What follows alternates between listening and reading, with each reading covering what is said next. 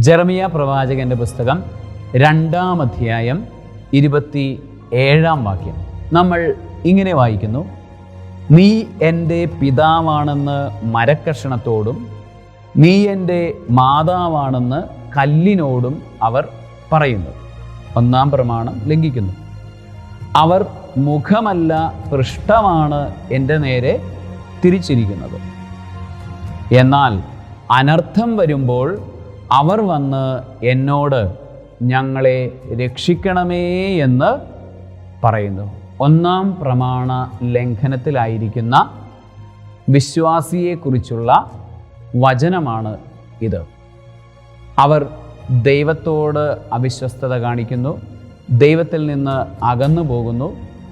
മറ്റു കാര്യങ്ങളെ, ലോകം, ശരീരം, പിശാച്, ഇവയിലേതെങ്കിലും ഒന്നിനെ അവർ ആരാധിക്കാൻ അല്ലെങ്കിൽ അതിനുവേണ്ടി ജീവിക്കാൻ തുടങ്ങുന്നു.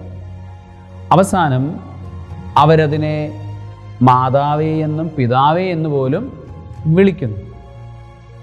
എന്നാൽ അവരുടെ ജീവിതത്തിൽ ഒരു പ്രശ്നമുണ്ടാകുമ്പോൾ ഇവയ്ക്കൊന്നും അവരെ രക്ഷിക്കാൻ കഴിയുകയില്ല എന്ന് അവർ തിരിച്ചറിയുന്നു. അപ്പോൾ അവർ കർത്താവിങ്കിലേക്ക് തിരികെ വന്നിട്ട് കർത്താവിനോട് ആദ്യത്തെ പ്രാർത്ഥന നടത്തുന്നത് അത് തന്നെ പലപ്പോഴും ഒരു ദൈവ നിന്ദയായി മാറുന്നു. ദൈവത്തോട് പറയുന്നതാണ്: കർത്താവേ, എന്തുകൊണ്ട് ഞങ്ങളെ കൈവിട്ടു എന്ന് അവർ പ്രാർത്ഥിക്കുന്നു.